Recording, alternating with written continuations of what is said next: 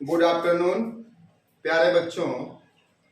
आज हम लोग कक्षा 12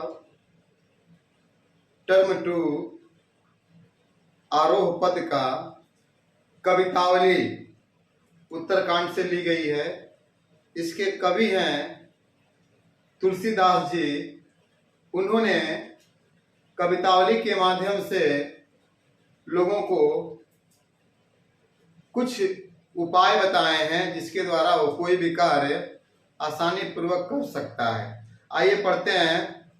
किसबी किसान कुल बनिक भिखारी भाट, चाकर चपल नट चोर चार चेतकी, पेट को पढ़त गुण गढ़त चढ़त गिरी, अटत गहन गन अहन अखेट की, ऊंचे नीचे करम धर्म अधर्म करी, पेट ही को पचत बेचत बेटा बेट की, तुलसी बुझाई एक राम घनश्याम हिते, आगी बढ़ाविते बड़ी है आग पेट की।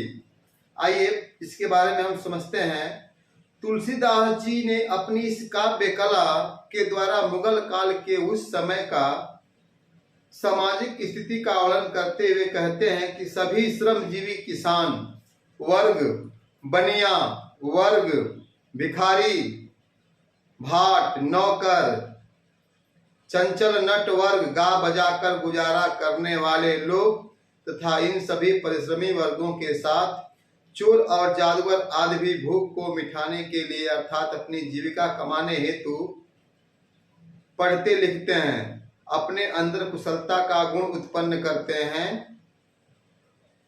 अब सभी अपनी जीविका के लिए पहाड़ ही पर चढ़ते हैं, समान कठिन कार्यों को करते हैं।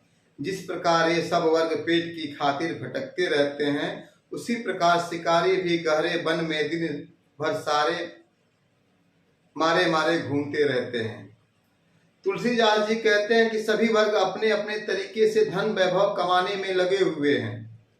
ये वर्ग न जाने कितने ऊंचे नीचे कर्म करते हैं, धर्म अधर्म के कार्य करते हैं, अर्थात पेट के लिए पैसा कमाने के लिए अत्याचार, अन्याय, अनैतिक से भरपूर अनेकों कार्य करते रहते हैं। पेट की भूख को मिटाने के लिए ही ये लोग अपनी संतान, अपने बेटे बेटियों तक को बेचने का नीच कार्य भी कर बैठते हैं। तुलसीदास जी ने कहा है कि यह पेट की आग इतनी भयंकर व तेज है कि इसके सामने समुद्र के अंदर लगी आग भी इसके सामने तुच्छ पड़ जाती है। तुलसीदास जी इस भयंकर अग्नि से छुटकारा पाने के लिए एक राम के नाम का सहारा लेने का ही सुझाव देते हैं। उनके अनुसार सिर्फ घनश्याम वही राम ही हैं जो इस पेट की अग्नि का सहारा कर सकते हैं। जो मनुष्य राम नाम की सच्ची भक्ति व श्रद्धा के साथ लेता है वह हमेशा ही समाज के इन दुखों और मोह माया को छोड़कर सुखमय जीवन व्यतीत करता है।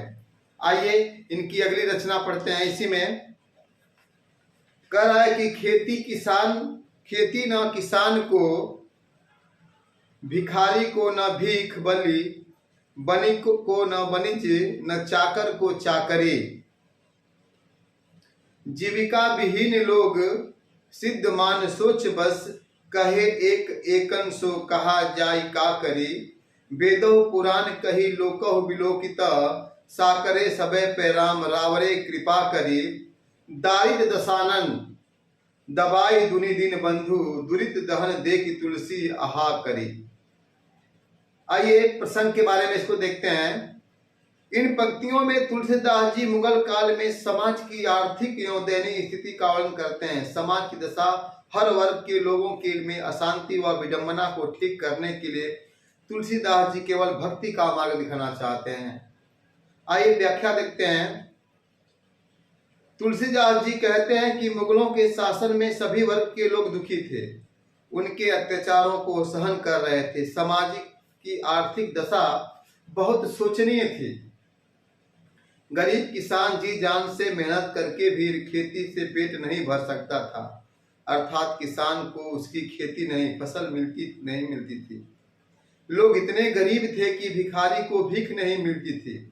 तुलसीदास जी कहते हैं कि व्यापारियों को व्यापार नहीं करने दिया जाता था और नौकरों को उनकी मजूरी नहीं मिलती थी।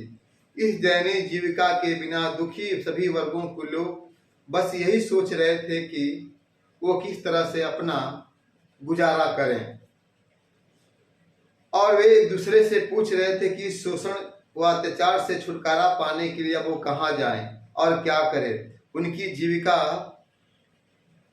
जीवन की प्रक्रिया चल सके, अपनी आजीविका के लिए अनेक कष्टों को सहन कर रहे थे।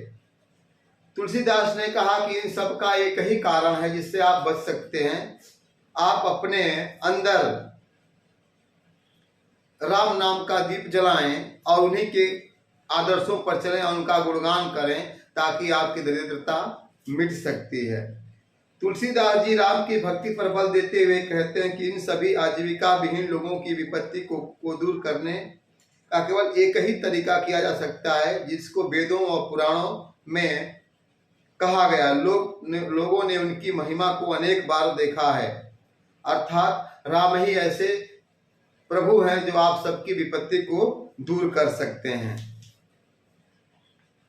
आइए बाकी इसका अगला भाग जो है कल आपको मिलेगा।